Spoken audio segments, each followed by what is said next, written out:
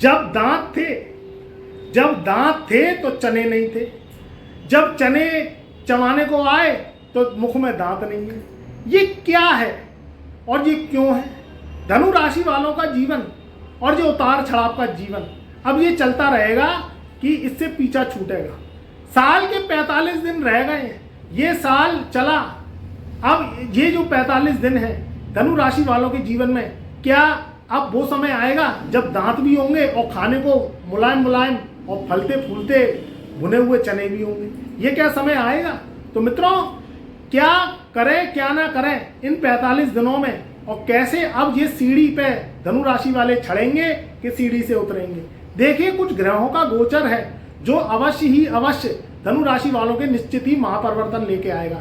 इन ग्रहों की हवाओं से चलते हैं पेड़ और चलती हैं हवाएं, तो लहला आते हैं फूल और फल। और अगर इन ग्रहों की जो है नहीं इच्छा हो तो एक निवाला भी पेट में नहीं जाता। तो ये ग्रहों की चाल है। और ग्रह आज के जीवन में भगवान का दूसरा रूप है।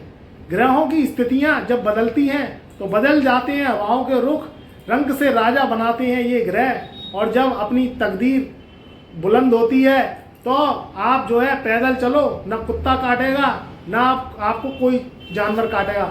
और अगर तकदीर बुलंद नहीं हुई तो ऊँट पे भी बैठ जाना, तब भी तुम्हें कोई ना कोई जानवर कुत्ता भी छड़ के काट लेगा। और ये ग्रह बुलंदी देने आते हैं।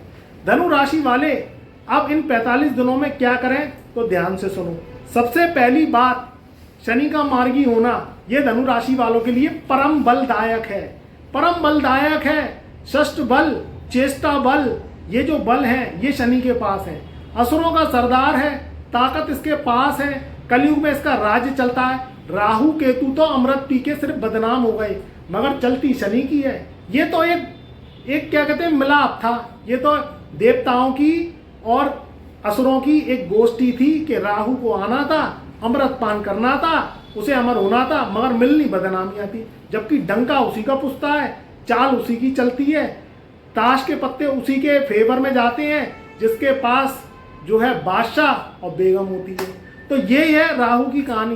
बेचारा बेमतलब में बदनाम हो गया। जबकि कलयुगी दुनिया है, राहु के सर पुछते हैं और पैर केतु के पुछते हैं। तो यहाँ स्थितियां शनि की मार्गी होंगी। तो ये स्थितियां धनु राशि वालों की बनेंगी कि सर पे ताज तो धनु राशि वालों के अवश्य जो है सजेगा, और वो सजेगा हीरे का।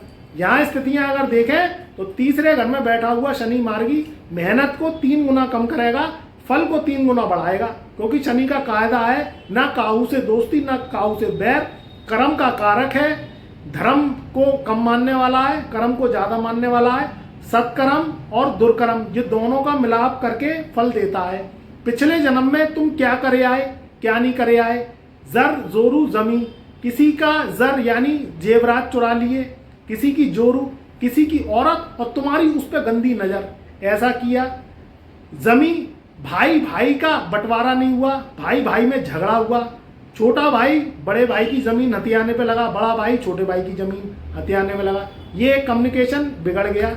या किसी के दूसरे की जमीन को तुमने कब्जा कर लिया और तुम उस पर बैठ गए और प्रॉपर्टी बना दी। ये जर जोरू जमी का सिद्धांत है और उसकी हाय बदुआ तुम पे लग गई। कहीं ना कहीं ये चीजें करने में तो बड़ा मजा आता है, मगर उसके फल भी भुगतने के लिए तैयार हो जाओ। ये पिछले जन्म की कहानी है। शनि राहु केतु पिछले जन्म के दाता हैं। जन्म कुंडली जो इस जन्म में तुम भोग रहे हो ये इस जन्म की नहीं है, ये पिछले जन्म की भोग काल है। इस जन्म में तुम भुगत रहे हो। तो यहाँ शनि इनको भूलता नहीं है, ये लिखता जाता है लिखता जाता है। उस हिसाब से जब शनि की 7.5 आती है, शनि की ढैया आती है, शनि की महादशा आती है, और शनि गोचर में कहीं अगर तुम्हारे 6, 8, 12 में आ जाता है तो फिर तुम्हें ये भुगतन के रूप में दे देता है। तो ये पिछले जन्म की कुंडली है। इस जन्म में कैसे सुधार होगा मैं आगे बताऊंगा। अब यहाँ अगर देखी जाए तो ये 45 दिन का समय शनि मार्गी होना, ऊपर से राहु केतु जो इसके भैया नौकर हैं, इसके वर्कर हैं, 2 ग्रह राहु और केतु, ये बड़ा प्रिय है, उनको मानता है, उनकी बातों से ही ये वर्क करता है। न्यायाधीश का रूप है। और राहु धनु राशि वालों के 4थे घर में बैठे हैं। 4थे घर का राहु केंद्र दोषों को खत्म करता है आज के कलयुग में। मगर राहु इतनी जल्दी फल नहीं देता, राहु भी परीक्षा लेता है। क्योंकि शनिवत राहु और मंगलवत केतु। केतु का स्वभाव मंगल की तरह है और राहु का स्वभाव शनि की तरह है। चौथे घर में बैठा हुआ, चौथा घर क्या है, मुलायम स्थान है, ये चंद्र का स्थान है। चंद्रमा क्या है बेचारा, शीतल ग्रह है, शीतलता का कारक है, मन प्रेम का कारक है। और राहु इधर बैठ के चुस्त चालाकी, ड्रैगन की ट्रिक, यानी माइंड को कई गुना बहुत ज़्यादा पावरफुल बना देता है। टेक्नोलॉजी का बादशाह है। आज के ज़माने में computer, laptop, internet, mobile banking, ये सब चीज़ें क्या हैं, मोबाइल से आप विदेशों तक पहुंच रहे हैं, विदेशों तक बातें अपनी कह रहे हैं, ये सब राहु की देन है। राहु बेचारा बेमतलब में बदनाम होता डोलता है, जबकि हम जो है राहु की टेक्नोलॉजी से ही अपना जीवन को आगे बढ़ा रहे हैं और उससे हम बहुत कुछ सीख रहे हैं। कंप्यूटर वर्क है, MBA, MCA, BTech, MTech, सारी टेक्नोलॉजी की पढ़ाई, बिजली के उपकरण, बिजली का निर्माण, ये सब चीज़ें राहु की देन है। तो राहु भैया बहुत अधिक कलयुग में जो है अग्रसर है, कलयुग में दाता है, जीवन का विधाता है। तो यहाँ राहु महाराज अब चौथे घर में बैठ के इन 45 दिनों में, क्योंकि राहु अंश बली कहीं ना कहीं तीसरे घर में अपना प्रभाव डाल रहा है और अंश बली कहीं ना कहीं घटबल चौथे घर पे दे रहा है, तो चौथे और तीसरे घर में ये जो एक पखवाड़ा है, इसको लेके धनु राशि वालों के जीवन में अब संशय खत्म होगा और तीसरे घर के शुभ फल मिलना स्टार्ट होंगे।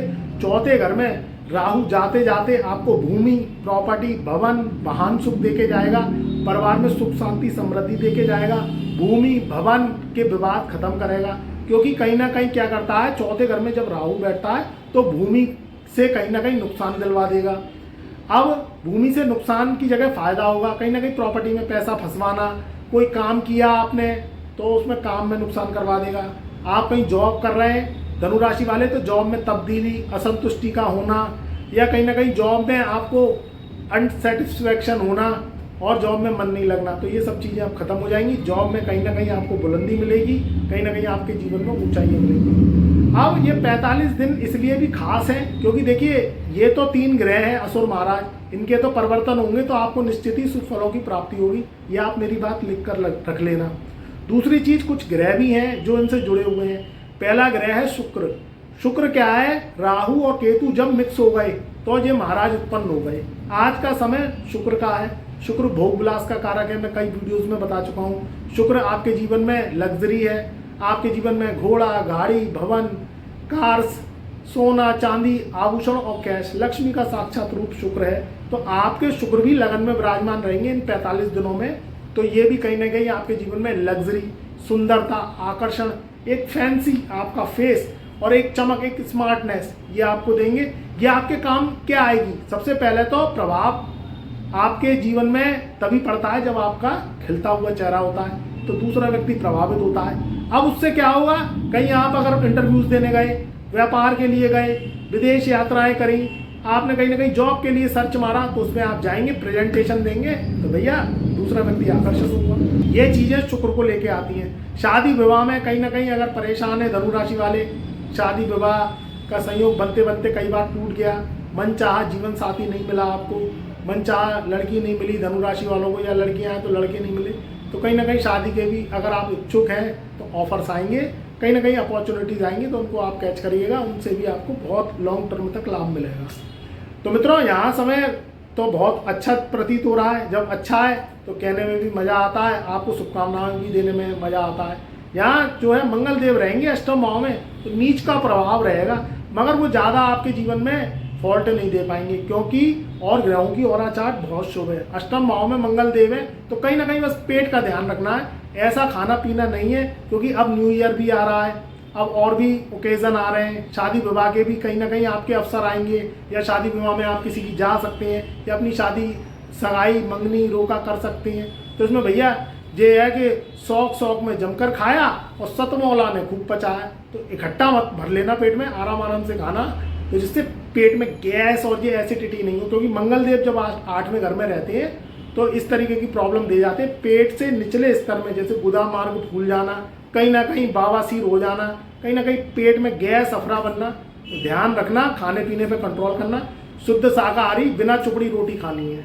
तो भैया सादा खाओ और सुखी रहो, समय पे खाओ, ज़्यादा जंक फूड तला भुना इससे दूर रहना, क्योंकि शादी पार्टियों में जाओगे और तुम पेट भर के खाओगे। तो ध्यान से खाना है, बाकी समय बहुत अच्छा है, वाहन ध्यान से चलाना है।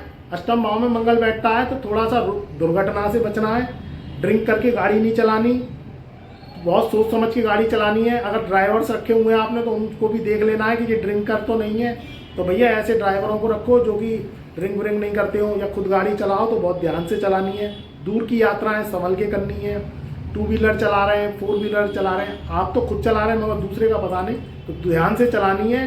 रोड क्रॉस करें, कोई चौराहा पार करें तो ये भी सोच समझ के करें, फिर कोई दिक्कत नहीं रहेगी। तो ये अष्टम भाव में मंगल है, फिर ये भी निकलते चले जाएंगे तो आगे समय बहुत उत्तम है। तो 45 दिन तो बहुत भलते फूलते दिखाई दे रहे हैं। चैनल पर नए आए हैं तो एक बार चैनल को सब्सक्राइब कर लें, बैक टू बैक आपको वीडियो प्राप्त होती रहेंगी।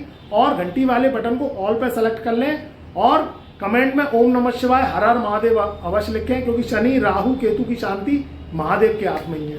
तब तक मेरी शुभकामनाएं, मेरा प्यार, मेरा आशीर्वाद आपके सदा साथ रहे।